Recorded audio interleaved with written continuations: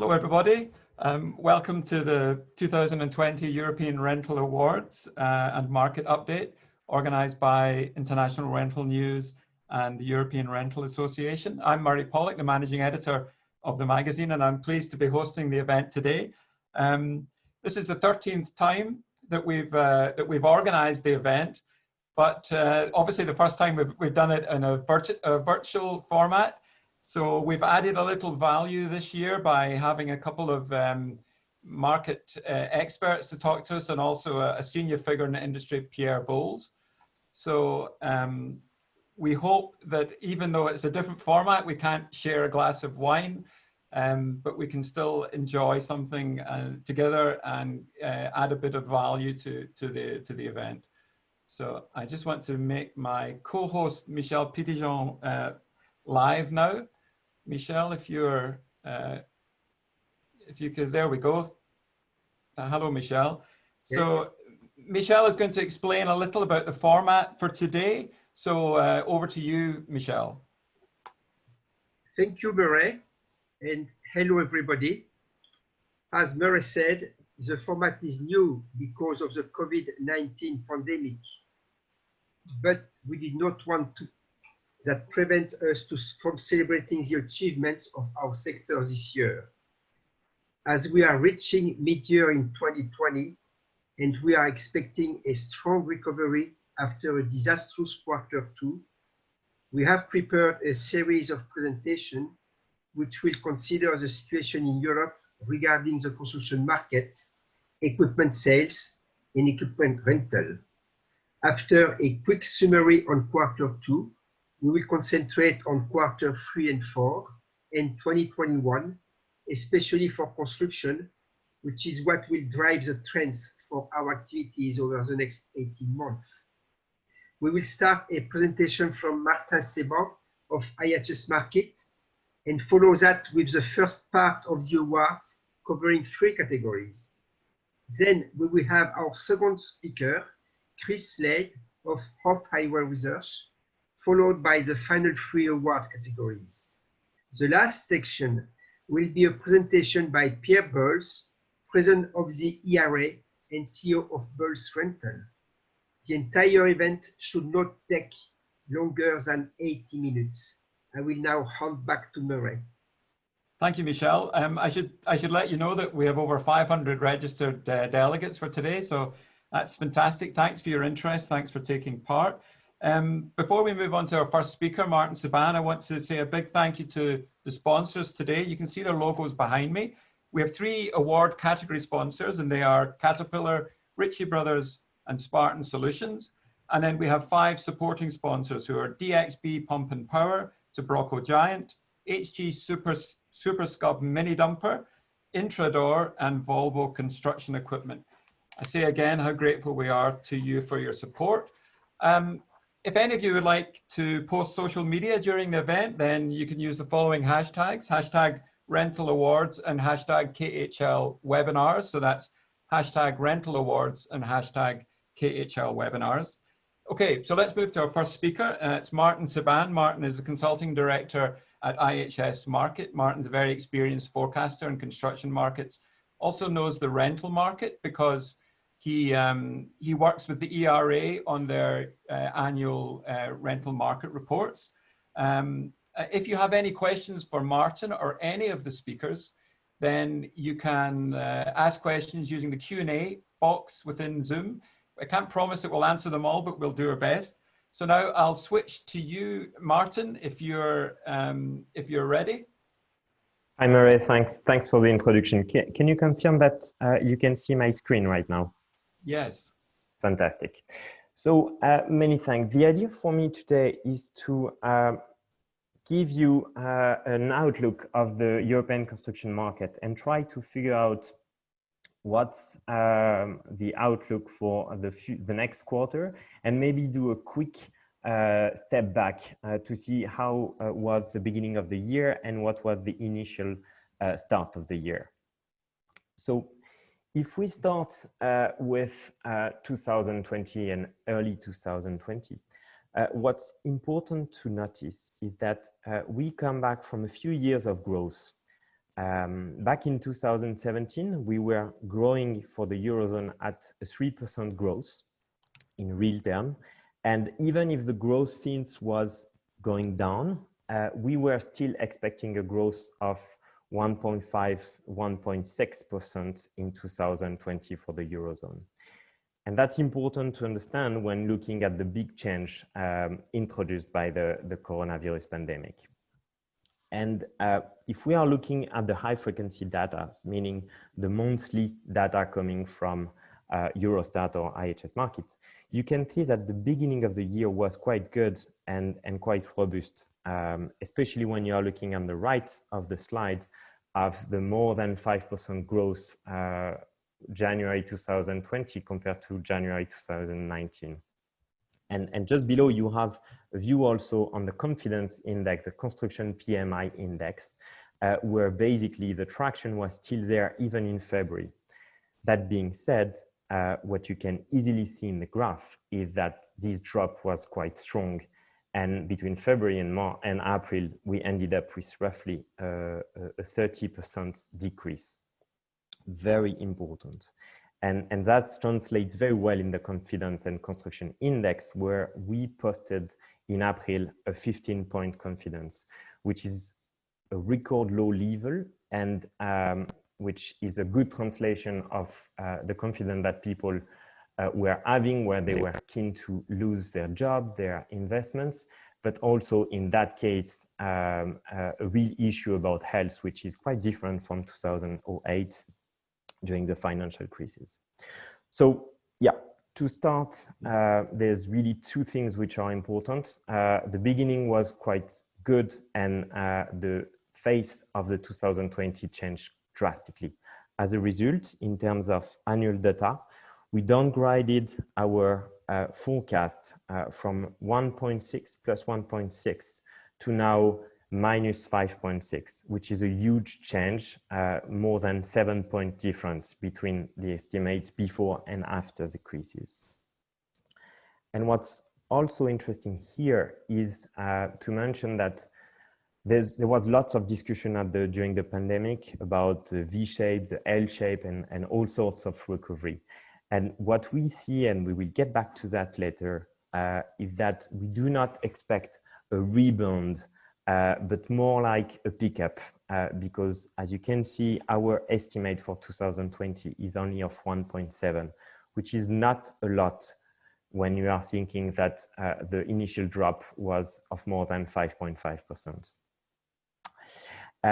But maybe before getting back to this question about the forecast and what's going to happen in 2020 and 21, it's important to also take a look at region by region, the main difference that happened. And here, what's interesting is to see that you have basically two groups of countries which react completely different. On the one hand, the Nordic country and Central Europe, where basically there was some interruption in the job site, but basically only a few job sites closed and the construction activity remained at a relatively good level.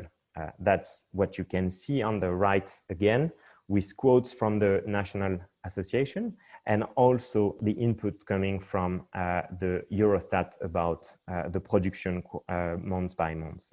And basically in the Nordic country and in Central Europe, the view was the same. Basically, all job sites were keep operating at like 80 to 90%, which was quite good and quite different to the second group of countries where you have Southern Europe, including France and Belgium, and also the UK, where in both cases, the majority of the job sites were closed and were closed for a relatively long period of time. If we take once again a quote from the Banque de France, what we can see is that in the middle of the crisis in April, we had only 25% of normal activity, but it was still 60% only in May. So the recovery was not that fast. And in that regard, the UK was closed at similar level, but seemed to have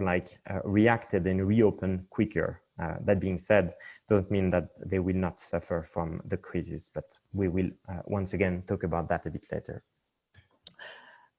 Just to illustrate that, we put on the left two input coming from the investor presentation of two major construction companies. And you can see here the big difference in terms of forecast and impact of the pandemic for the Q1. So only less than 1% for Skanska in Sweden, whereas it was for the construction activity in France for Vinci, the drop of almost 10%.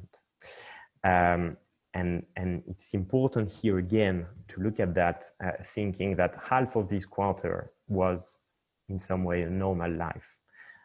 So the impact on Q2 should be even stronger than that.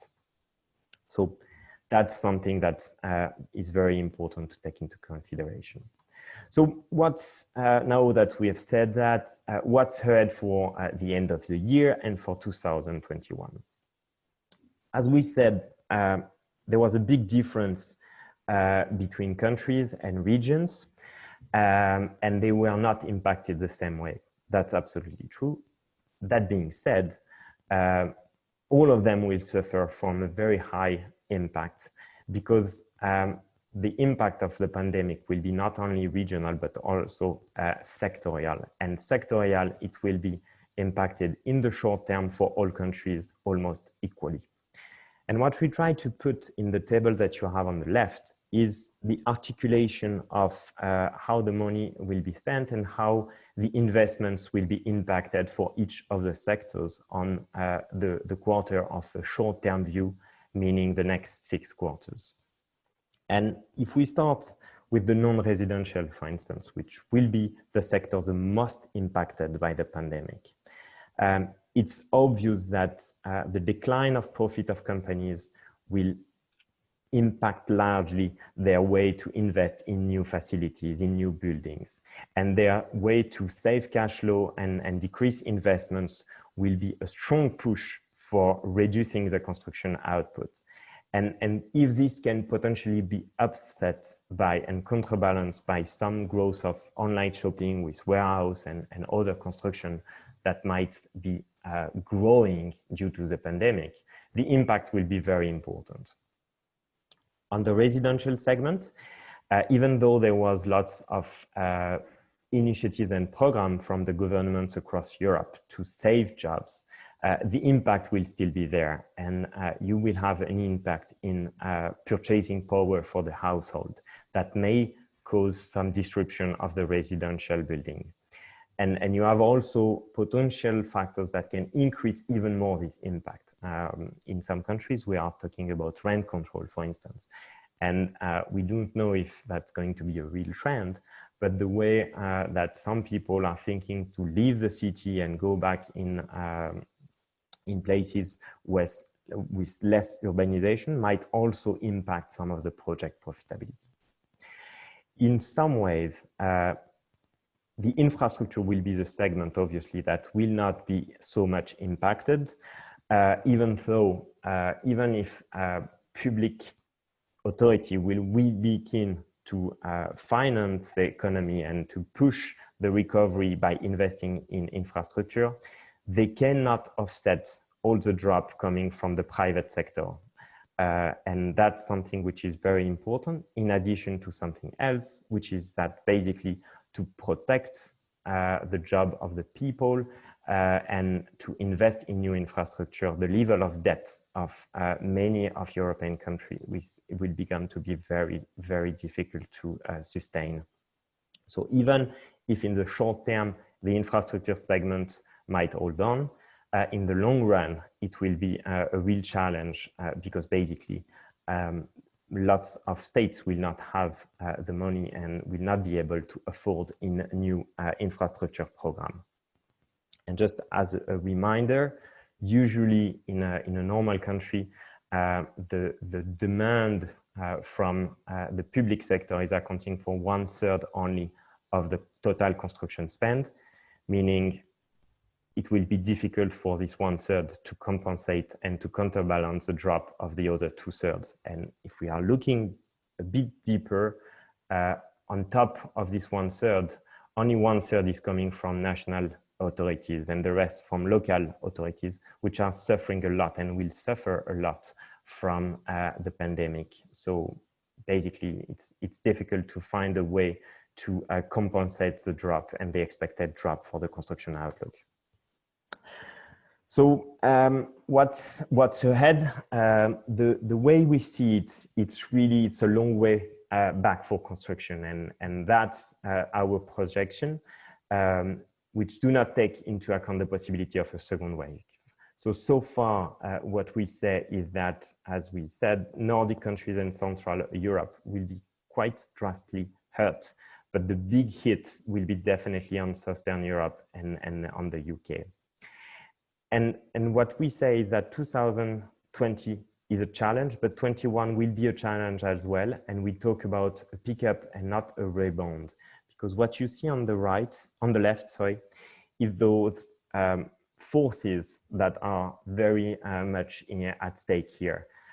On the positive side, those massive investments that we mentioned, that's absolutely true. But as we said just before, it will be difficult to compensate the drop of private investments. And even the small factors that the drop in raw materials or energy price cannot compensate the impact of the negative aspect. And here, a bit like the raw materials drop, the productivity disruption and the small supply chain disruptions, they are small factors. The real issue is really project postpone and delay. And that's the real challenge for many of the countries and many of the companies so far.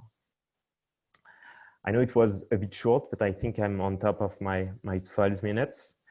Murray? Thank you. Good for you. Thank you. Martin, can you unshare your screen? Absolutely. And maybe make your own video. There you go. Okay, good. Thanks a lot. That was really interesting. If a bit, well, not depressing, but it's not a shock. Is it the extraordinary reduction in construction this year? It's astonishing, the difference between the regions, the UK and Southern Europe, so different from the East and Central Europe. Martin, I'm wondering if a second wave does come, and we have no idea of knowing what will happen. But if a second wave comes, do you think the construction sector is going to be much more able to adapt quickly? I mean, we don't know what governments would do in terms of lockdown, but do you think there's a real possibility that construction could be less affected if they're already adapted to social distancing, etc.? I think there's now a resilience because basically we have the experience of the first wave. To give you an example on a country I know a bit better, France reacted quite well in terms of protecting job site, protecting people from the general economy, not for the construction itself only. But basically, this is an initiative, a program which is completely coming from the German experience of how the German people handled the 2008 financial crisis. And it's proved to be successful. It was really efficient. And we can expect all the country to basically look at experience around them and to pick up the nice initiatives and ways to basically maintain an activity level quite high in the same time protecting the people. So yeah, absolutely. We are expecting the resilience to go high, to be higher. That's a promising answer. We have a question coming in to you, Martin. I'll just read it verbatim. You're speaking about massive investments from central banks. What we are experiencing now is actually the opposite of banks, where they are reluctant in getting in helping companies. So how big will the impact from banks and governments be regarding the impact of COVID? Will it make a change? So the impact of the actions of banks in construction, how important will it be? In that case, I'm much more referring to project financed by the public authorities on the one hand, and other liquidity developed by the central banks for all companies to involve and to basically get money easily. And in that regard, one of the big differences, for instance, from the 2008 crisis is that the reaction from the European Central Bank was quite quick. And in terms of volume spent of loan and other access to finance facilities, the difference is very high. So yeah, from that perspective, we can talk about massive investment and massive access to liquidity thanks to the action of the government and the central bank. Yeah. Does it answer to your question? Yeah, thank you, Martin. Just a quick final one before we move on. I was referring to the enormous difference between what happened in the UK and Southern Europe and Central Europe and the Nordics. Do you think if there's a second wave, we would see the same differentiation in response, or do you think it would be more less of a difference? I think they will all adapt their behavior based on the experience of the past. That being said, it's very difficult to understand why there was such a big difference in terms of dealing with the COVID in all of this region. I was having a chat with one player coming from Switzerland, and actually it's really interesting to see that within Switzerland, basically they were like having a different reaction based on the language, and basically the French part had a lockdown similar to the French one, and the German one a more light lockdown, which kept the operation running. So within the same country where you have basically the same people, the same legal structure, it's very difficult to understand what's the rationale for one experience to be good and the other not so good. Yeah, I mean, that's what's extraordinary about it. It's really a function of the decisions that governments and local regional governments make. The construction sector is at the mercy of the decisions that governments make in terms of lockdown. Okay, Martin, thank you very much. That was really fascinating and useful. So thank you very much. If we can just stop your video, if that's all right. Absolutely, thank you. Thank you again, Martin. Cheers. Okay, so someone has been asking on the chat function just a little bit of information about the program. So just to be clear about it, we're having, if you like, 15-minute sections. So now we have a 15-minute section for part one of the awards, where we issue 3 award categories. Then we have another 15-minute presentation. That's from Chris Slight. Then we have another 13-minute section on the awards, and then finally we have the last 15 or 20 minutes with Pierre Bowles. So if you're planning, then think about those 15-minute blocks coming up. Okay, so now we're going to shift over to the first section of our rental awards, and this is a pre-recorded section. It's about 15 minutes long, and it covers 3 of the awards. So I hope you enjoy it, and I hope it's interesting. So I think my colleague Gary is going to share the screen. Thank you. Okay, let's move on to the first of our award announcements this evening. We had more than 80 entries in total, which is a very high number. So thanks to all of you for entering. Thanks also to my colleague, Thomas Allen, editor of International Rental News, for all his hard work in getting the submissions in. Now, let's look at who the judges were. Thank you to Vincent Albacini of Avesco Rent, Pierre Bowles, Bowles Rental and ERA, Jaap Fleet from Bread and Oord, Carl Heiser from JLG Industries, myself, and as a non-voting chair, we had Michel Petitjean, Secretary General of the European Rental Association. The judges chose all the shortlists and winners except for the Sustainability and Technical Committee Awards, which were judged by the respective ERA committees. Thank you to the judges and the committees. You can read all about the shortlisted companies and their projects in a special supplement we've produced for the awards. It was sent out to all registered delegates before today's event, and you can download it from the khl.com/rental awards website. So our first award, the Best Sustainable Rental Project of the Year, judged by the ERA's Sustainability Committee. This award is sponsored by Ritchie Brothers.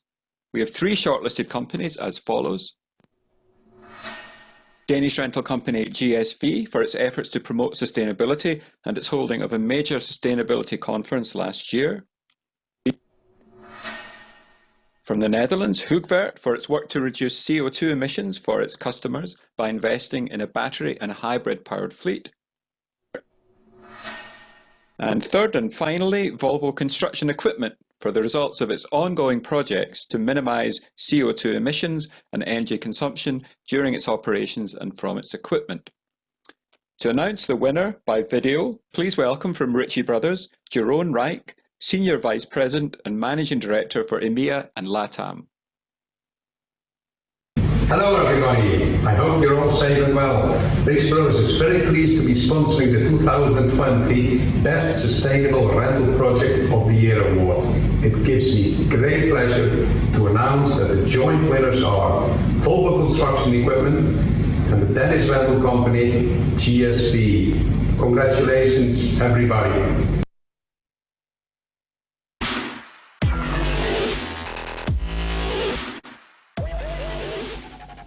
Congratulations to GSV and Volvo. Now we have acceptance videos from both companies. First from GSV, where we hear from Frank Ollesen, COO, Dan Vorsholt, CEO, and Jesper Bramming, CFO. From Volvo, we'll hear from Niklas Nilroth, Volvo's VP for Sustainability, and Johan Wallen, Global Director, Volvo Production System.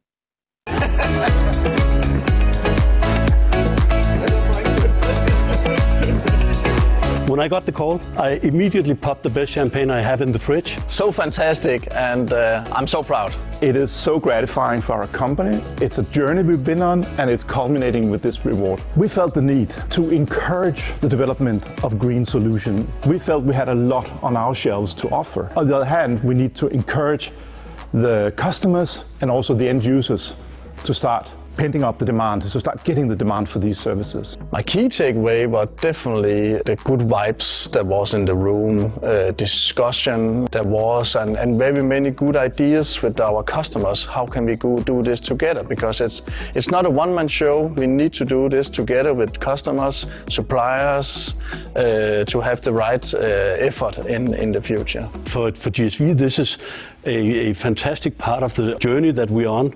We have moved GSV over the last 3-4 years in a tremendous way, moving it into the European League, and this is a major step in that direction. We'll meet again the 4th of March 2021.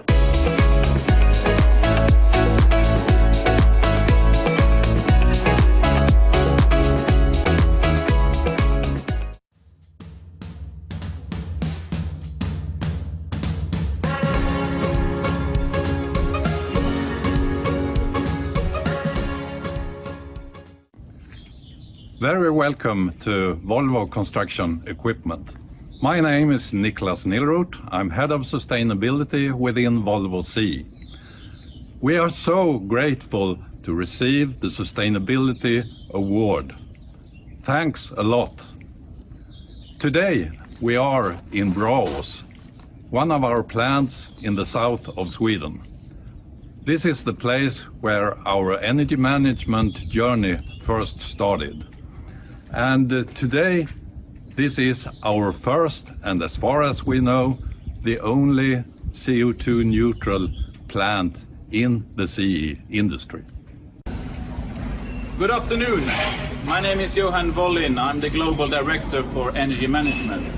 And again, thank you very much for this Sustainability Award.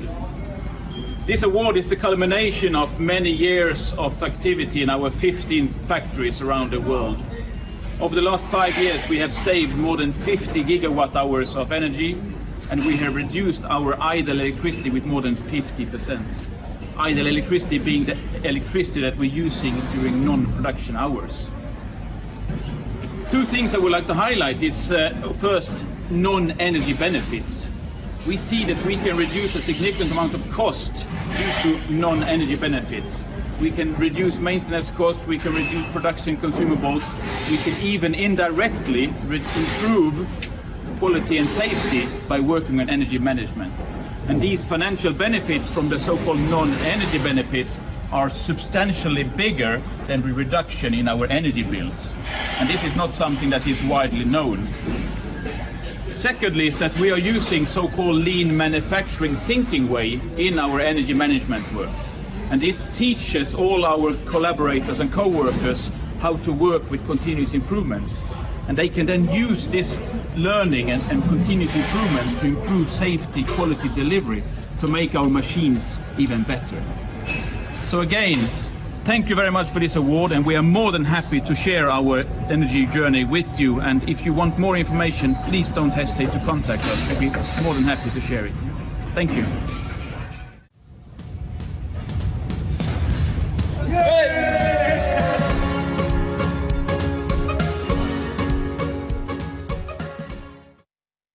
Well done again to Volvo Construction Equipment and GSV. Now let's move on to our second award. It's the ERA Technical Committee Award. The ERA Technical Committee Award is judged solely by the ERA's Technical Committee, and it's for a manufacturer who has done the most, in the view of the committee, to meet the needs of the rental industry and rental companies. 3 manufacturers have been shortlisted this year, and they are Hollott, Manitou, and Skyjack. And I'm delighted to announce that the winner of this year's Technical Committee Award is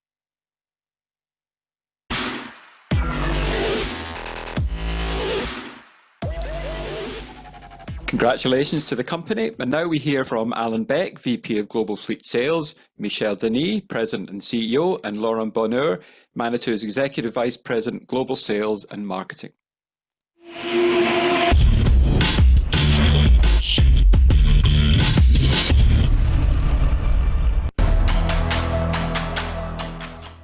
Good afternoon.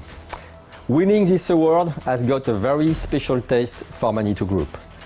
It's about long-term partnership with rentals. It's about collaborative work and mutual goals. Thank you very much to the ERA Technical Committee for your confidence.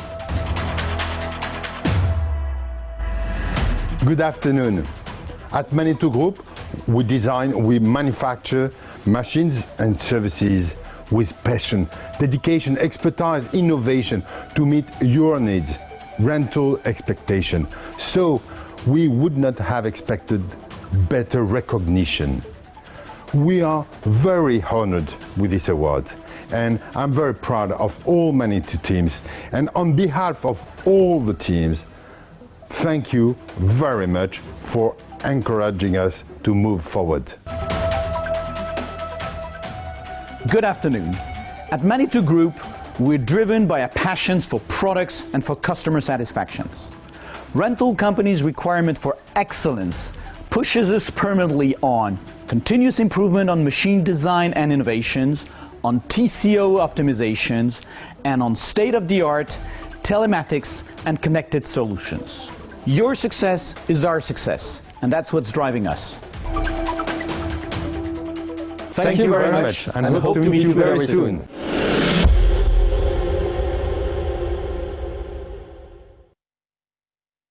Congratulations again to Manitou. Now we come to our Small and Medium-Sized Rental Company of the Year award.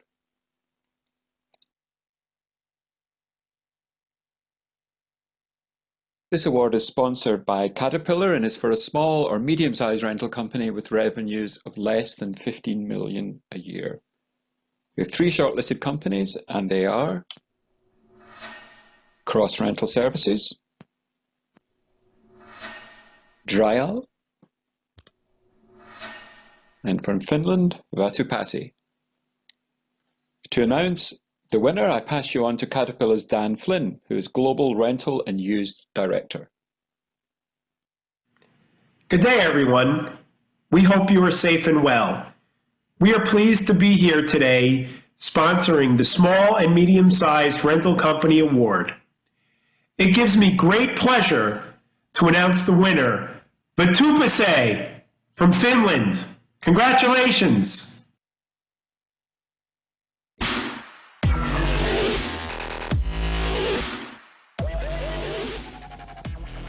Congratulations to Vatupassi. To see what they thought about winning the award, here's a video from the company's president and CEO, Milla Tarnanen.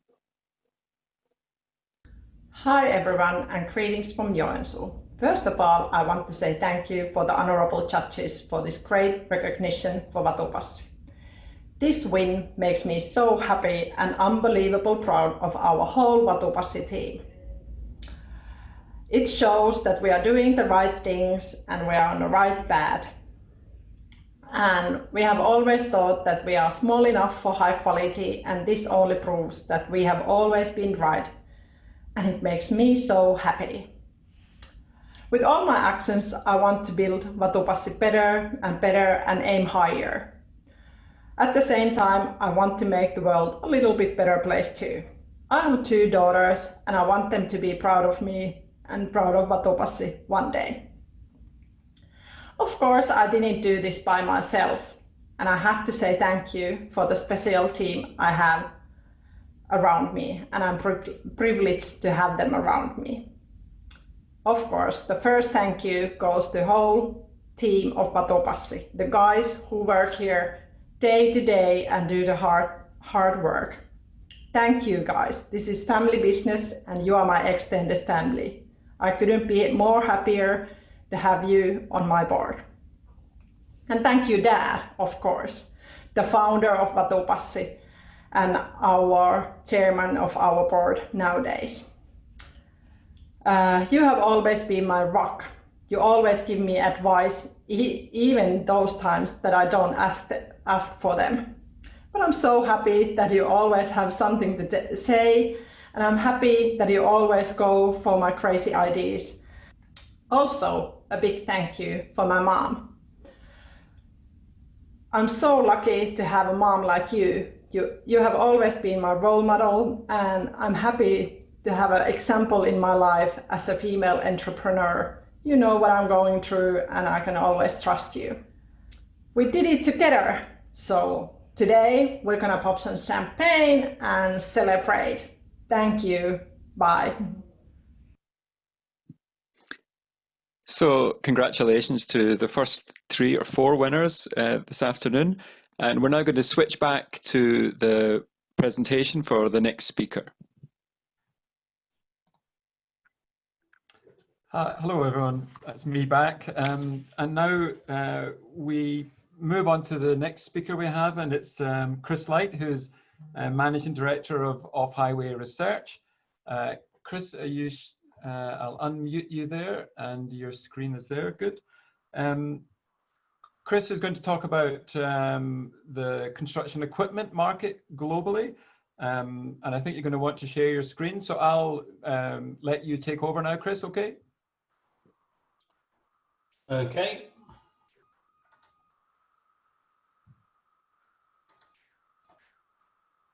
How's that looking? Are you seeing the opening slide? Okay, I assume you are, otherwise someone would have mentioned. Yes, so good afternoon, everybody. I'm Chris Light from Off-Highway Research. I'm just going to talk through very quickly what we see happening in the global construction equipment industry over the next couple of years. Many of you will know Off-Highway Research, of course. We're a specialist in this area, been doing it for a long time with offices all over the world, and for the last 5 years we've been part of KHL, the organizer of this webinar. In terms of the market itself, this graph just shows a little bit where we've come from. It is a cyclical industry, it has its ups and downs, and I expect most people in the attendee list will remember the last very steep downturn in the wake of the global financial crisis. I think at the time we thought that would be the most difficult thing that we face in our professional careers, but it seems not. The period since then has been a little bit uneven, but in the last 2 or 3 years, we have seen an improvement and some good volumes. And I'd summarize that by saying it's a cyclical market. You always have to remember that, but we were very fortunate in 2016 to 2018 that most major markets in the world turned up at once. And that took the market to a peak in 2018 and 2019, which was actually a record, both in terms of the number of units sold and also the value of the construction equipment market. So that was a high that was never going to be sustained because of the cyclical nature of this market. And what we're seeing now, of course, is that the coronavirus pandemic is accelerating what we think would have been a mild downturn into quite a sharp one. How we would characterize that, this graph shows what we were forecasting, still back in February, March this year, of a fairly shallow downturn for a couple of years and then a pickup. What we're expecting now is a sharp downturn this year, a 19% fall year on year, which you can see in terms of the steepness is pretty much as bad as it can get in this industry. And then going forward, we do expect, reasonable volume to be maintained and a reasonable improvement, but there are a lot of variables in that, and I'm going to come on to talk about them. So what are the assumptions which underlie this forecast? Well, the first thing to say is that as an industry, construction should be relatively resilient. It's obviously an industry where activities can carry on more or less as they normally would do with social distancing, and the use of personal protective equipment can be applied and can be effective. So construction, we feel, can carry on. Clearly, there are sharp downturns this year, as Martin talked about in his presentation. We saw that particularly in the equipment industry in the first quarter in China, where obviously the pandemic struck first. And in the rest of the world, the second quarter has, of course, been very bad. So the assumption that underlies our forecast really is that that we start to see a recovery in the third quarter. In many parts of Europe, that's been underway for a couple of weeks, and we would expect the third quarter certainly to be better than the second quarter. There are, however, some parts of the world where we're not seeing much of an improvement at the moment, particularly Latin America, so that is a concern. And the other thing that we're assuming is that governments around the world continue to have a good, strong, thoughtful policy response to that. So in the short term, it's protecting jobs and supporting businesses. And we're certainly seeing that at the moment in many countries. But as this recovery, as we come back to normal, as the lockdowns ease, we're really going to need some very strong economic stimulus to restart economies and to ensure that those jobs, as they come out of the payroll protection systems, are still there and that people can still be employed. I think the biggest assumption is probably that there's no second wave of infection, no major second wave. I think that is a threat. I think it's probably likely that something will happen in the Northern Hemisphere autumn, but it's a question of how severe it is, how well contained it is. And yeah, so we're expecting a V-shaped recession. I would echo what Martin said about V-shaped, is that it's not going to ping straight back to where it was before. But what we don't see is the dip in the second quarter and then a sort of a horizontal flat period for a couple of quarters. We do expect things to get better progressively in the third and fourth quarter and again in 2021. So we think the equipment volumes that are being done on a monthly basis by the end of the year should be okay, but overall a fall in demand of 19–20% this year is pretty bad and is a big thing for the industry to adapt to. And of course, at any time, forecasts are difficult. They're based on assumptions. Clearly, this situation is fluid. Things will change, probably things that we haven't anticipated and I haven't listed there. So there will be revisions. And I think, unfortunately, what I would say about that is any revisions that are made to forecasts are probably going to be downwards. I don't think there's anything out there in the world where you kind of look at it and you think, yeah, it's probably going to be better than that. I think the risks really are on the downside in any sort of forecast at the moment. So I mentioned a little time before the global downturn that we saw at the end of the last decade. This isn't the same thing, but there are some lessons to learn from history. And clearly what happened was that crisis was brewing for a long time with the problems with subprime mortgages and delinquent debts in the US. It took some time to come to sort of erupt, but then we had a sharp downturn and quite a long extended period of low equipment sales.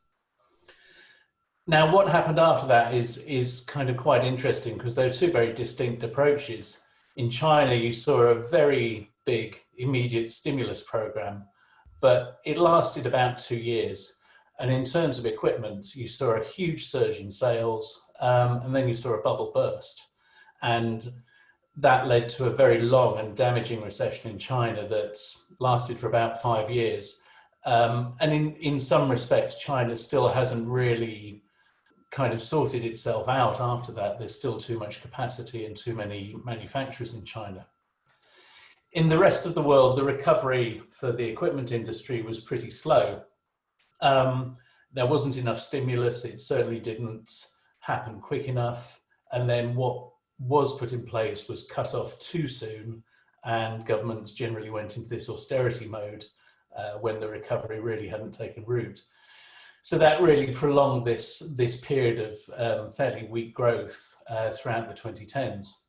So that's the point I'm trying to make, is that the policy response going forward is critical, but it is a very difficult path to navigate. It's not a rerun of 2008. This is a completely different type of crisis altogether. It struck very quickly, and that's one of the reasons why we're sort of hopeful of a ping back, in that, you know, sharp downturns, it's shown throughout history, do tend to have fairly sharp recoveries. So you're dealing with different types of difficulty, but there is a lot from 10, 12, 15 years ago that's applicable.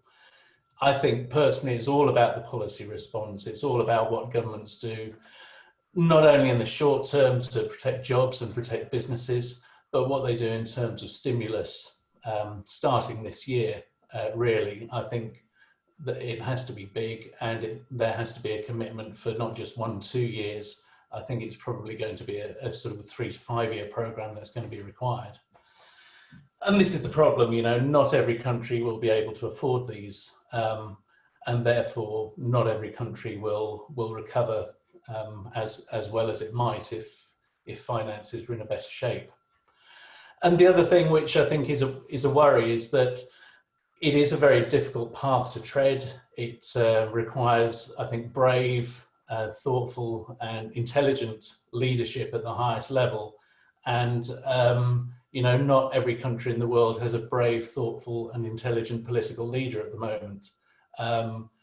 And while that is a sort of a slightly tongue-in-cheek point, I think it is a concern that the caliber of our leaders is not really up to steering certain countries through this crisis. And we hope that the incompetence of those at the top doesn't have the huge effects that it certainly could. So I've talked really about what, you know, we see happening in the next 6 to 12 months. I think it's also interesting to think about this idea of the new normal, that what's happened in the coronavirus pandemic and how it's changed our behaviors and the way we react, you know, what that might mean for the industry. And I see that more as a bit of a medium-term thing. The economic environment will be weak, clearly, and unfortunately unemployment will rise. In terms of construction and construction equipment, and again, it's nice to agree with Martin on this one, we see the biggest impact on house building. That's all about private wealth and consumer confidence. And so for this industry, it will impact on small equipment, for the sake of argument, machines with an operating weight under 10 tons. We also agree that there'll be an impact on non-residential building. Clearly, companies are in cost-cutting mode at the moment, so no one's particularly investing in bricks and mortar. And we also have this phenomenon where, you know, a lot of the white-collar world has been working from home for the last 3 months and has found out that you can work from home really quite effectively, and you can do things by video, and you don't necessarily have to jump on the plane every weekend and fly halfway around the world. So I think that whole new mindset of working will have an impact, you know, not only on the sort of airport, hotel, convention kind of business, which I think will take a while to get back to normal. But also I think companies will question, well, do we really need to spend a fortune on these big expensive offices in expensive city centre locations when, you know, everyone's pretty happy and effective and productive working from their spare room. We feel that infrastructure will be the more resilient sector. One of the reasons is that these projects are long-term. Infrastructure projects can take years, or and that's even when they go well. Once projects are started, they really tend not to be cancelled because it's not in anyone's interest. Even if a party to the project goes bankrupt, they tend to find their way to completion somehow. They also tend to be funded by public rather than private investment, which is a bit more resilient in these difficult times. And the thing I'm quite hopeful of is that politicians do understand the important role that construction can play in economic stimulus as a job creator itself, and because of the multiplier effect that construction has to other parts of the economy. So that does augur quite well, I think, for the mid to large sized equipment. But I think the thing I would say about the market in general is that we don't really see any type of equipment or any country kind of being good or seeing growth. I think it's really very much a case of what will be the least worst. Some specific impacts for this industry, both the rental and the construction equipment world. Clearly companies are going to be distressed. That's unfortunate, but that is a fact of life. And so we understand what that looks like. There's cost cutting, reduced capital investment, and companies tend to focus on the cash and the receivables and those real sort of crucial lifebloods of their business. I think inevitably there will be bankruptcies. Unfortunately, companies will also, I think, sell off businesses that are not profitable or seek to consolidate. All these activities tend to be most prevalent after the worst of the downturn. In terms of bankruptcies, companies normally go bankrupt because they run out of cash, and that often happens when the upturn comes because they underestimate how much working capital they need. And with the sell-offs and consolidation, of course, no one's interested in selling when the market's right at the bottom. They wait for life to improve and for company valuations to pick up. So I don't think we'll necessarily see that this year, but I think the landscape of this industry will change in 21, 22 and onwards after that. There is going to be reduced construction activity. As I said, construction will be relatively resilient, but clearly it will be down for the next 2 to 5 years. And if you combine that with the fact that there probably will be bankruptcies, there is going to be a lot of spare equipment around in the market, and that's a concern for rental companies and for equipment producers. It's going to be uneven. As I said, different sectors will have different impacts, and although I haven't gone into it, different geographies will have very different outcomes in the next year or two. So I think it's going to be very important for rental companies to get their fleets not only to the right size, but also to the right mix. So they're serving the geographies and the sectors that are, as I said, not necessarily best, but certainly least worst. I think the other thing that we have to bear in mind is we may be coming out of lockdown, but social distancing, I think, will be a feature of life for months, if not years, and that's something that we all have to adapt to. I think the obvious thing is that it does offer an opportunity for digitization. You know, people are going to want to avoid personal contact, and that opens the door a lot more for the use of apps, and particularly apps, I think, in this industry, because it's, you know, construction is not really it's not really an activity where everybody sits at a desk all day. People are out on site, and it's all about mobile devices rather than desktop computers. I think if you can do an app right and make it elegant and make it very quick and easy for people to do business with you, it's an enormous opportunity, and it can be a very powerful differentiator. And I think that's something that we're going to see in this industry. I think the risk is that as consumers, we've all experienced web businesses that have just been terrible, where the app doesn't work, you order something, it doesn't come, you can't speak to anyone.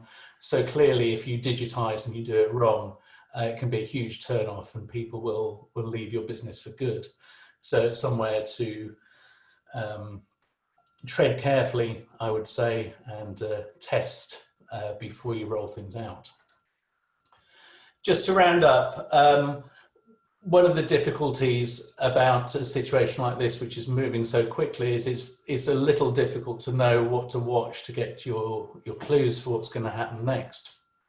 So what I've put up here is just some data that we collected off Highway Research about the revenues and profitability of a group of about 19 or 20 international construction equipment makers. And it does, the reason I've done this is obviously it's reported quarterly. So it's a good way of getting a fairly quick update.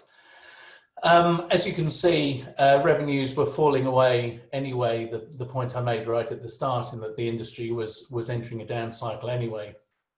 Normally, even in a down cycle, the first quarter wouldn't fall away as much as it has compared to fourth quarter. And bear in mind that for most of these companies, they lost revenues and profitability dipped, even though there was only 1 or 2 weeks of the lockdown in these results. So clearly the second quarter is going to be absolutely horrible for the construction equipment industry. You're going to see a very sharp fall in revenues, and I think companies will be doing well to make a profit. But the point that I think comes from this is, if you're looking, if you want to see if there are signs of improvement, I think the thing to look for is in the third and fourth quarter results, to see if that rebound is coming, because that's one of the things I feel is quite important this year. Yes, we know we've lived through a very difficult 3 months. I think the thing that we need to see is, which will be important for confidence, is to see that bounce back coming in the third and fourth quarter. So just to sum up, yes, we do believe there will be an improvement in the second half, but it is underpinned by assumptions. We need to get back to some sort of normal, and we really, really don't need a big second wave in the second half of this year.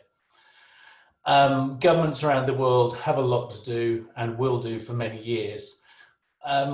You know, no one's really experienced this before, and while it's easy to criticize those in charge, you wouldn't really want to do their jobs. But the fact remains is that that they're there to do the best they can, but undoubtedly even the best and most thoughtful and skillful politicians will make mistakes, and there will be setbacks. I don't think we can expect a steady sort of return to normal. There will be bumps in the road.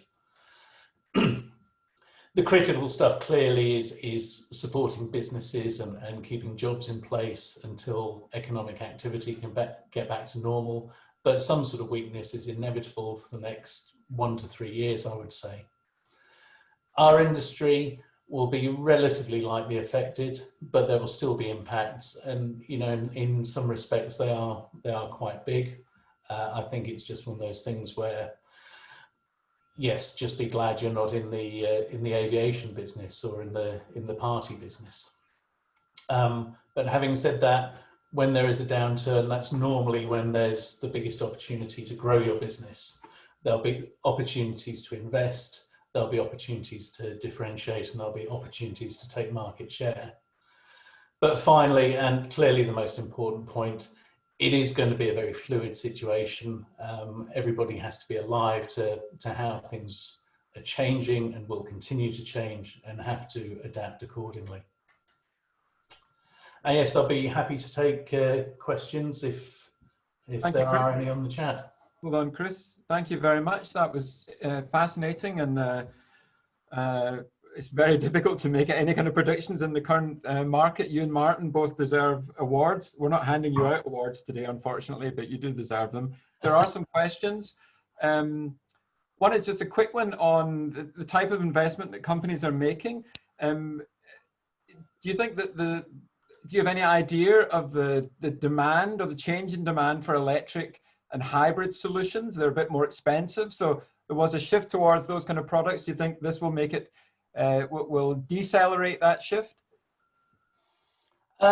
It's difficult to say. It was something that was happening anyway, and over medium to long term, you would expect a shift towards electric equipment.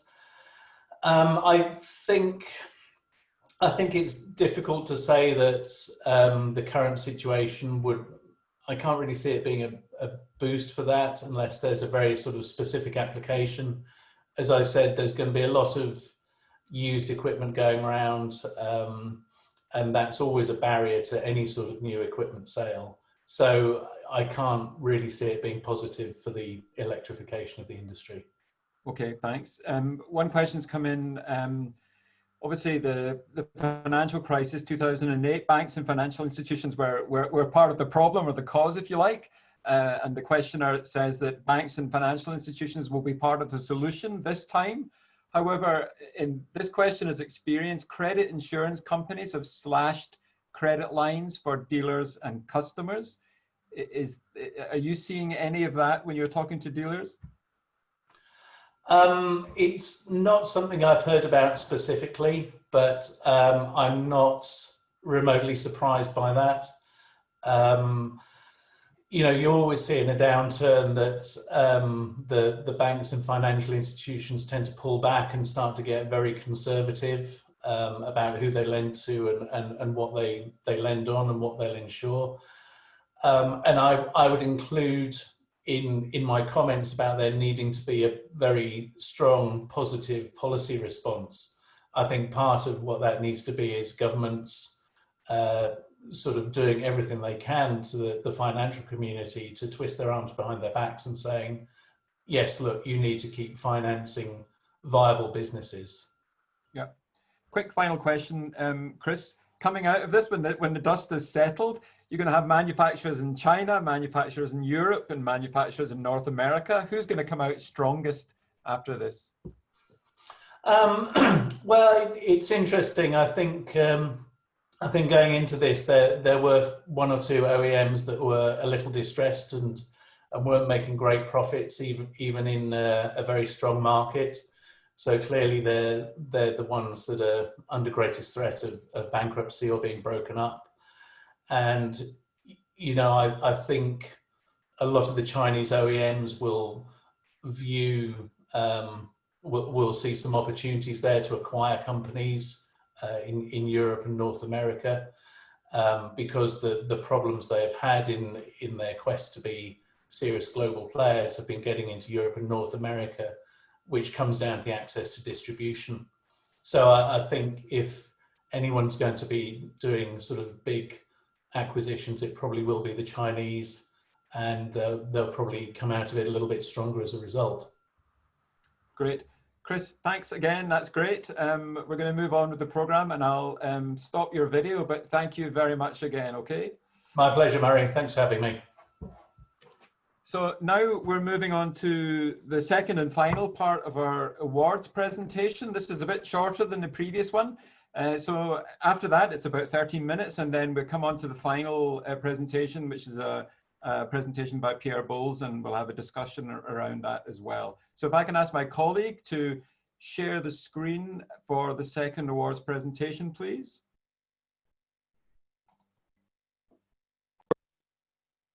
Now we move on to the second series of awards for the final three categories: Digital Innovation Award, the Rental Product of the Year, and Large Rental Company of the Year. The Digital Project Innovation Award attracted more than 20 entries this year, showing just how important digital technology has become for the rental business. We have a short list of 4 companies as follows. Checkmobile for its artificial intelligence-based damage detection software. Intrador for its used equipment valuation tool and app. Rewal for work on its Rewal app, virtual reality training, and augmented reality app. And finally, Spartan Solutions and its Phalanx digital operations platform. Well done to all 4 companies. I can announce that the winner of the Digital Project Innovation Award for 2020 is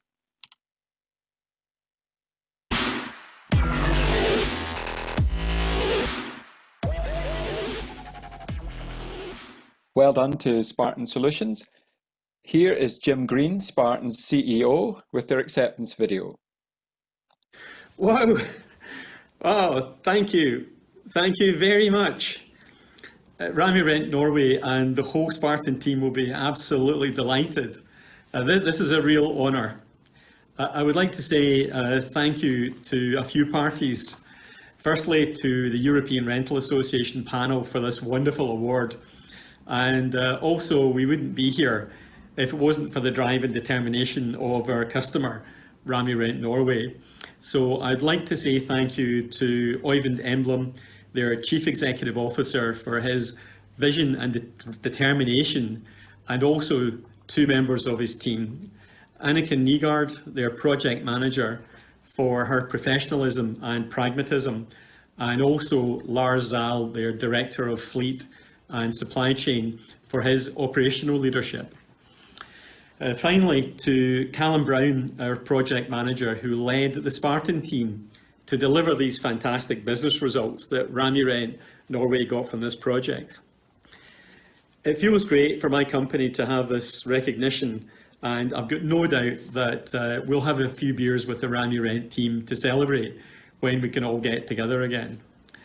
This is only phase 1. We have some terrific innovations we're discussing for future phases, including modules and scaffolding, telematics integration, and predictive maintenance using artificial intelligence to predict and prevent customer downtime. Innovation was always important, but now it's vital for the rental industry to recover from this pandemic and get back on its feet again quickly. A big part of that is going to be digitization, and we believe that rental companies just can't hope to run their operations efficiently in future using paper processes. For us, this award will raise Spartan's profile, and I hope it will demonstrate to other rental companies what can be achieved when they have a vision for digitizing their operations, the pragmatism to make it happen, and the right partner to deliver it quickly. So once again, from the whole Spartan team, thank you very much. Congratulations again to Spartan. Now we move on to our next category, which is the important rental product of the year. We had more than 40 submissions for the rental product of the year category this year. That's a record, I think. So thank you for your interest and for your entries. The judges chose 6 products, and they are as follows. First, from Atlas Copco, we have the E-Air VSD electric compressor. From Caterpillar, it's the 301.7 CR mini excavator. Then we have Consair and its Camu D2 dust extractor. Next is Endress for its energy storage system and smart energy box. JCB and its 19C 1E electric mini excavator. And finally, Wacker Neuson with its dual view dumpers. And I'm delighted to say that the winner is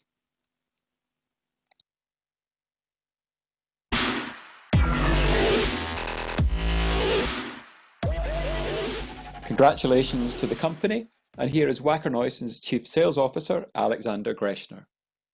Wow, thank you, Era. Thank you to the jury for receiving this award. We really appreciate the recognition for our dual view being the rental product of the year. The ERA award is really something special, as many members of you were contributing to the success of this product.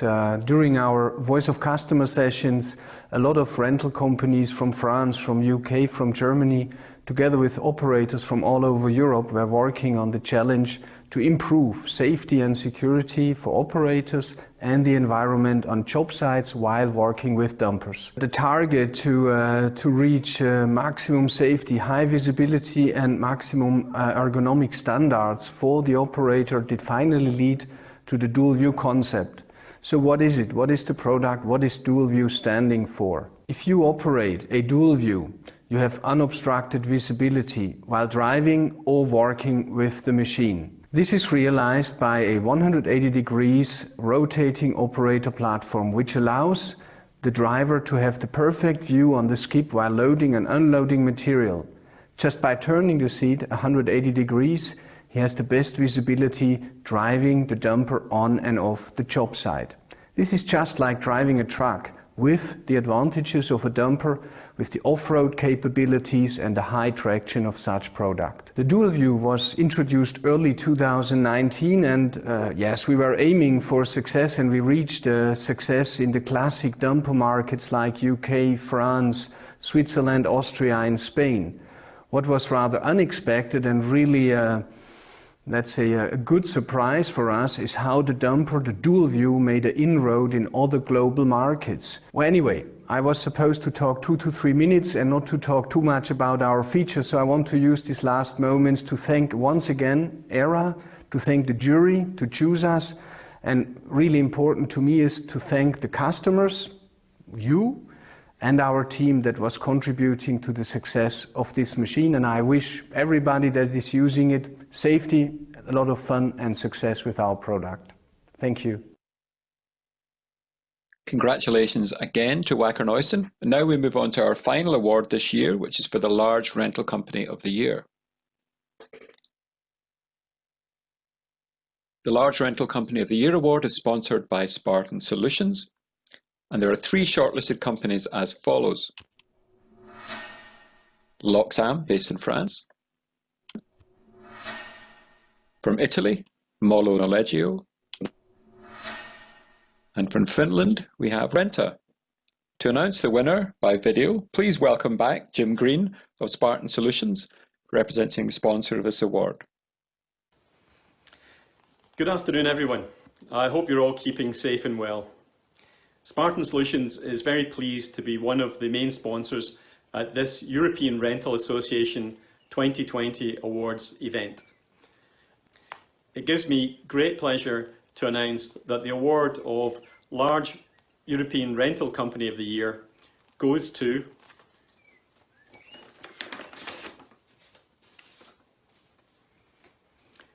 Molo Noleggio. Congratulations.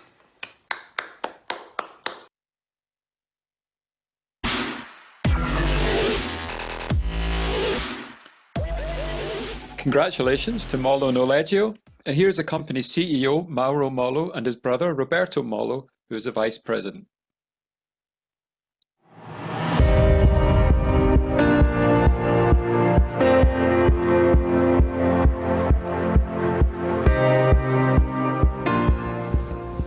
Good afternoon, everyone. I am Mauro, and he is my brother Roberto. For us, it's a big satisfaction. After being awarded as Best Italian Rental Company, now the European consecration arrives. This win has to be shared with all our team of over 300 collaborators that have contributed in a decisive way in achieving this goal. For our company, this award has a great value, but knowing our personalities and our ambition, we wish and we will work for this recognition to be a starting point and not a finish line. This goal is the result of many years of work, of the care for details, of continuous improvement and financial solidity. This achievement is also dedicated to our partners who believed in us and with their technical, financial and informatics support allowed us to create a fleet of more than 8,000 high-quality machineries, distributed in 35 depots across Italy. Thank you, everyone.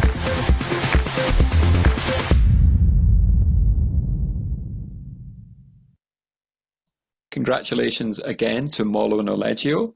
That brings to a close the awards section.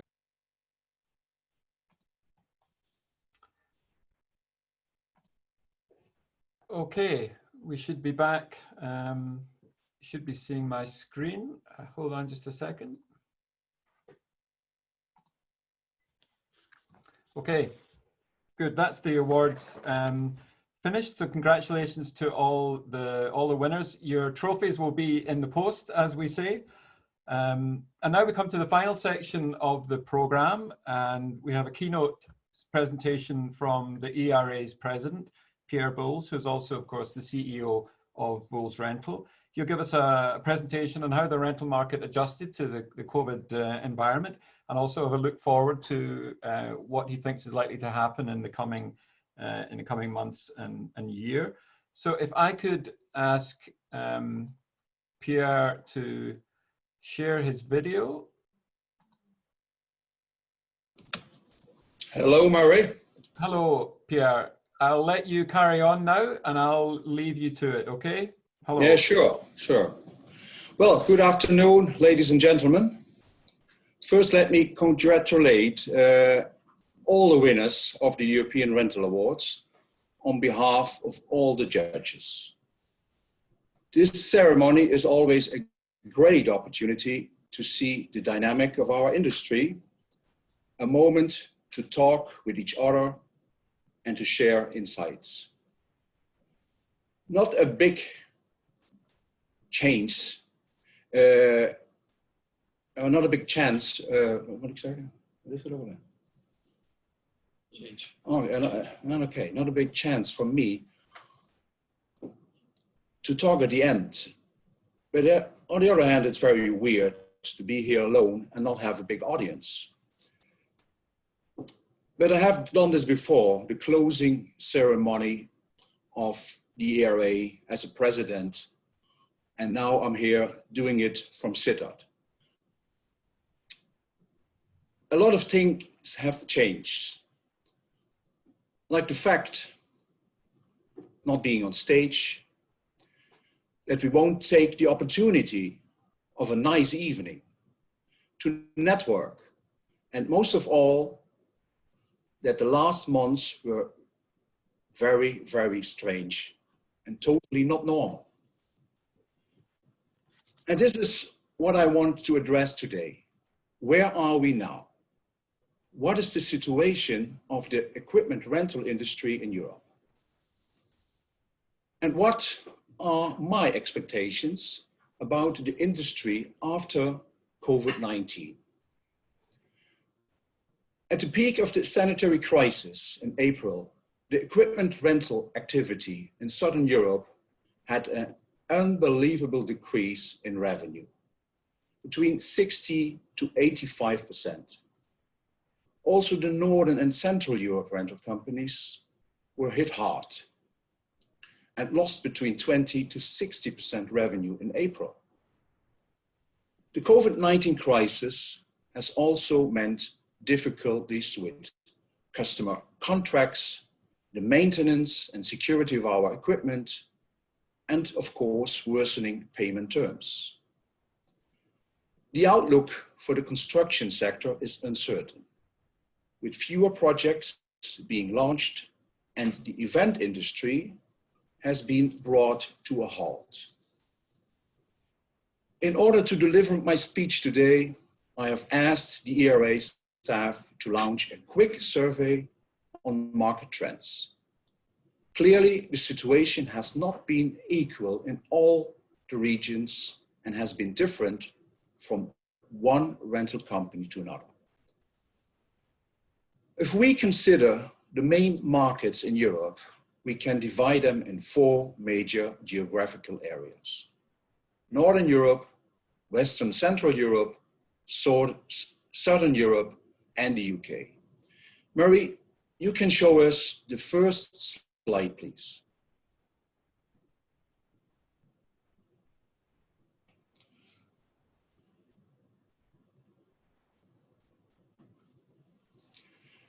We see a fallback of market size and investments throughout all markets, with the UK hit hardest. The unprecedented crisis has also had an impact on several trends. The crisis has accelerated the adoption of new trends in our industry. The next slide, please, Murray.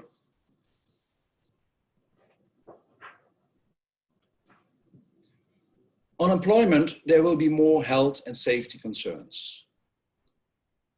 Home working will be much more frequent than it was before. The digitalization of our companies have been pushed. The more digital rental companies are, the better chance they have to overcome this crisis. They can switch their processes to digital more easily and faster. Drive-in rental stores have been very successful in France. Maybe that will be a future too. Pierre, thank you very much for that review of the impact so far of COVID. Can I ask you now to talk a little about the future? What's going to be in store for the rental market, you think? Of course, Murray, but the future, as always, is very much related to the construction business. The most important question is how much the construction market will recover over the next 12, 18 months. Chris showed us some slides, and with what Martin Seban told us previously, it doesn't look very good, and we will get into a recession. And we all know that we as a rental company, we are very close to the construction. We are very late cyclical, and we will get out of a recession quickly. But we will get into a recession. However, the future of our industry may be much brighter than we think, because rental is an essential part of the green recovery. The EU wants to become the world's first climate neutral continent in 2050. A new policy and strategy to enable the sustainable green transition, branded the Green Deal. But despite the challenging circumstances, the pressing issue of climate change remains and will likely affect future business. Moreover, essential Green Deal policies such as the circular economy and the building renovation wave are reported to be more ambitious as a result of the downturn. For the construction sector, this will still mean extensive reduction of CO2 emissions in order to meet their targets. The sustainable green recovery indicates a bright future for the equipment rental industry. Renting is often the best option for both the economic and environmental perspective. It is well known that hiring construction equipment has an economic benefit. It reduces large investments and maintains cost, but also provides more flexibility and reduced risks. Construction companies who already outsourced equipment had very little burden of owning fleet during the lockdown. After each recession, we see growing number of rented versus owned fleet. Our recent study on the carbon footprint of construction equipment also shows that renting construction equipment can also provide significant environment benefits. It helps reduce the carbon footprint of construction equipment. Rental can bring significant reduction in emissions, up to 50%. So in short, we can say that equipment rental is ideally positioned to provide stakeholders the solution they require to emerge from the current crisis and adapt in the requirements of the green transaction. Before I wrap up, let me say that COVID-19 has taken us all by surprise. Nobody had expected anything similar. Our companies have had to overcome a period of shock and uncertainty while protecting our people and ensuring the stability of both internal operations and service to our customers. Many of us have had to make decisions that we had never been confronted with in less time than it takes to say it.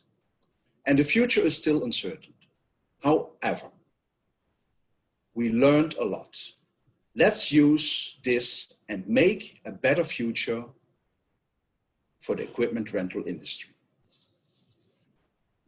I want to thank KHL for having organized this European Rental Awards events despite the situation and for having invented a new format. I'm sure it was even more important to celebrate the performance of our industry today than it was usually. Thank you. Thank you, Pierre. That was really interesting and completely to the point of what rental companies and manufacturers are thinking about and worried about today. We have some questions and I want to try and get through a few of them as quickly as we can. We've got you here, so it makes sense to get your views on a number of topics. First of all, you talk about the Green Deal and the circular economy. To me, that's more of a mid-long-term benefit for the industry. Do you expect that to have a quick benefit or not? This will not be a quick benefit, but it's a huge change. And of course, COVID-19 came suddenly and it will not vanish and it will stay there for maybe 2 years. But the Green Deal, the European Union planned is for 2050, yeah? So there will be a change. And actually I talked today about our electric products, how are they accepted with customers? I talked with my fleet manager and said we all introduce them, but it still takes a while. But we believe that at the end, customers are much better positioned by renting, sharing, instead of owning equipment. So it will help our industry. After every recession, yeah, you see rental penetration going up. Have you seen that already in discussions with your customers? Do you see a change in behavior and perhaps a change in attitude towards rental? Well, you know, Bulls is now active in 17 countries and it's not the same in all countries, but in the Netherlands and the Nordics, it's really a point. There's customer driven, government driven, and they wanted the changes. I cannot talk for all the countries. In Germany, for example, it's a little bit behind. Yeah, some of the figures that Martin showed earlier showed this remarkable divergence between what happened in Southern Europe and the UK and the Nordics and Central Europe. You have operations in all of these countries. Maybe you can give us an insight into why there was such a divergence. Was it simply the lockdowns that the governments applied, or was there something else going on? Well, Murray, you have to go back to March. Actually, when it happened, I was skiing in Italy, yeah, and then suddenly I was not allowed to go to my own head office anymore. My employees asked me, "What are you doing?" So when you go back 3 months ago, then all the countries were hit differently. Yeah, we have countries where there were not a lot of people affected by COVID.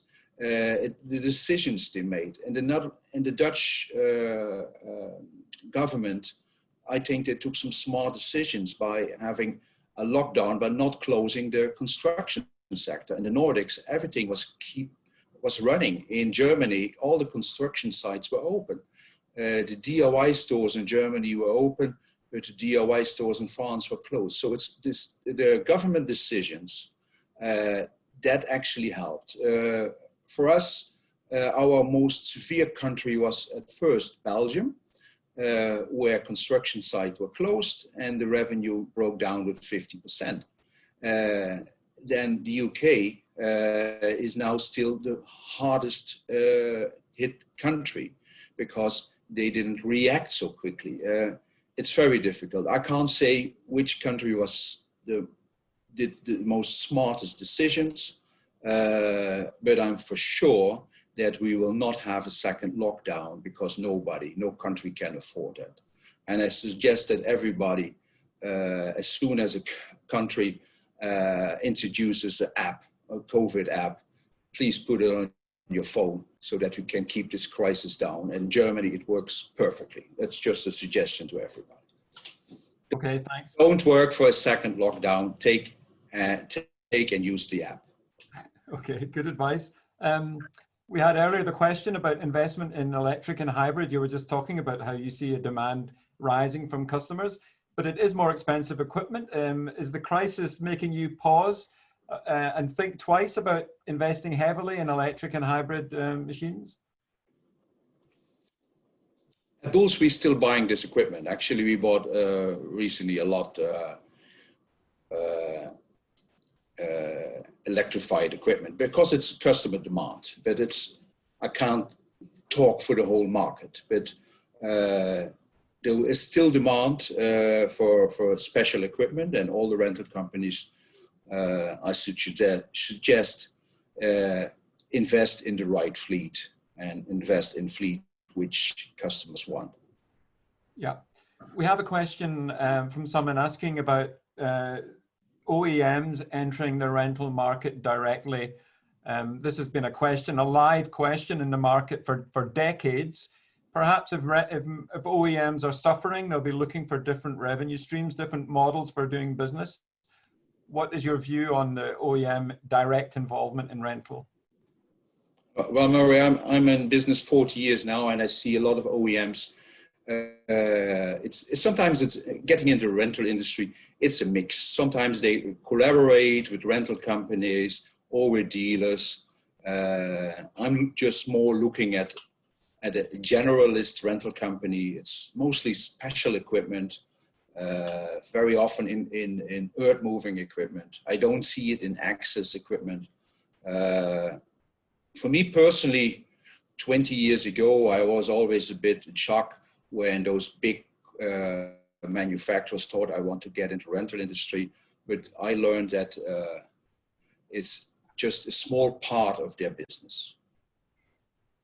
Yeah. Manufacturers are obviously going to be suffering, as many businesses are at the moment. Do you have a message for OEMs, for your suppliers and other OEMs? Well, the paradox about rental is as soon as a recession comes, they stop putting capex in their fleet, and a lot of manufacturers know that. Yeah? And if you are a manufacturer of earth moving equipment and your rental business is 20% of your sales, then you're okay. If you are in access, if you produce access equipment, then 80% of your customers are rental companies. You know that, and I know that they will have to adapt this, and they will downsize their capacity. That's their business model. Yeah. Obviously, there's a lot of talk about how digital processes will accelerate, or the use of digital processes will accelerate in rental. Has that been the case with you? I mean, have you continued to invest and even increase your investment in digital processes and technology? I can be very short on that. It's very, very important. The app Chris talked about, it's not a Corona app. It's an app where customers can order. It's the mobile devices, the new generation on the building side. They will order their equipment just as they order their stuff at Amazon. They will order their rental equipment via their mobile device. And a rental company who wants to get into the future needs to invest in this, I'm sure. So we are, as a Bulls, we are doing this. Yeah, and do you see the digital rental platforms, the aggregators, if you like, you see them as a threat? Yes, it can be a threat if somebody gets in between your business. Yeah, if somebody gets in between and takes a margin, it can be a threat. It can be an opportunity for a lot of smaller rental companies, and can be a burden for big national rental companies. That's my idea. So for the whole market, it can be totally different how you look at it. There are some of them who are successful and a lot of them are unsuccessful. Let's see what the future brings. Okay, another question here from somebody about digitization, focusing on how you can use digital technology to improve the customer experience. Is that a focus? Is it internal processes or customer experience that you're focusing on? What do you mean customer experience? The interaction between a rental company and a customer. Can digital processes and apps, what is your vision for that kind of technology? In all kind of technology, all kind of situations will help. The e-learning of our employees, e-learning of training, videos how to use equipment, the whole paperless business. COVID-19 confronted us with that paperless is better and digital is good. So there can be so much options. I'm not the digital leader of the company, but they come to me with all those options and solutions, and it comes at a price, but I think it's very necessary. Yeah. On the other hand, we are a lot of our customers, the construction business is not very digitalized. Yeah? So maybe we are on the same balance. Yeah. Pierre, it's been great that we can go through these questions. We have gone over our time a bit, so I'm conscious of taxing the patience of our attendees. We've something like 300 people still watching. It's fantastic. So I just have a very quick final question. Someone's asking about your view on autonomous job sites. So that's autonomous equipment. Do you have a view on that? Autonomous is equipment without operators? That's right, yeah. This one is going to be very personal. We have an apartment and we don't have a cleaning lady. And my wife bought a robotic vacuum cleaner. Unbelievable, unbelievable. So I think this will be the future. We rent a lot of cleaning equipment. I can imagine that you see those big halls, big event centers, shopping malls, and there's nobody walking about behind they're already electric. They just need those ships, and this will come. I'm sure this will come. Okay, thank you. That was nice. All because of this vacuum cleaner. Yeah, well, it's nice to end on vacuum. Nice to end on vacuum cleaners. Pierre Boels, thank you very much for your time. We're really grateful to you. And if you don't mind, I'm going to turn off your video. I have the power to turn you off, which is what I'm going to do now. So Pierre, thank you again, and goodbye. And now it should be Michelle. Yes, you're there, Michelle. Hello. So Michelle and I are just going to wrap up now for a few minutes. So bear with us for a few minutes more. Thanks a lot for all your questions and for staying online through the event. That's great. I want to thank again the speakers, so Martin Saban, Chris Slight, and Pierre Boels, and to our sponsors. We're really grateful to Caterpillar, Ritchie Brothers, and Spartan Solutions, who are the award sponsors. And then supporting sponsors were DXB Pump and Power, Tobroko Giant, HG Super Scub Mini Dumper, Intrador, and Volvo Construction Equipment. And for their great help, I'd like to thank Carol Bachman from the European Rental Association, and my KHL colleagues, Thomas Allen, Gary Brinklow, Simon Kelly, Gabby McNamara, and Sarah Roots. as I said at the beginning, I think there's going to be a recording of the entire presentation available in a day or two. You will get an email letting you know when that's available. And now I'd like to pass over to Michel for a few final moments, a few final comments. Michel. Thank you, Murray. I would like to add my own thanks to the speakers and congratulations to the shortlisted companies and the award winners. Before we end, just 1 minute, I wanted to remind everybody that next year's award dinner will be held during the European Rental Association's annual convention on June 16 and 17 in Maastricht, Netherlands. The convention will be held alongside the International Rental Exhibition and Apex Show, which are also both on June 15 to 17.